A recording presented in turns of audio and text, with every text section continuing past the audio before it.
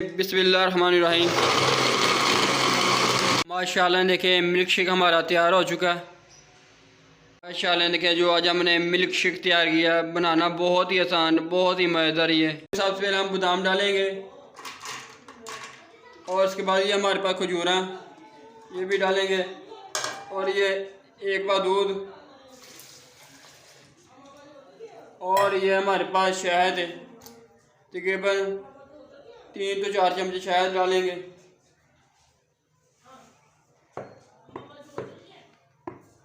ये शहद है, इसका फ़ायदा भी है, शिफा भी है। शहद हमने डाल दिया। अभी हम इसे ग्राइंड करेंगे। ये मशीन हमारे पास, बिस्मिल्लाह करेंगे। बिस्मिल्लाहिर्रहमानिर्रहीम।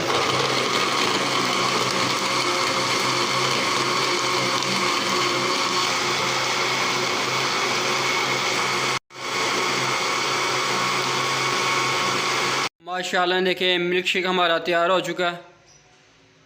माशाल्लाह देखें मिल्क शेक हमारा तैयार हो चुका है। अभी हम गिलास में डालेंगे ये। माशाल्लाह ये देखें।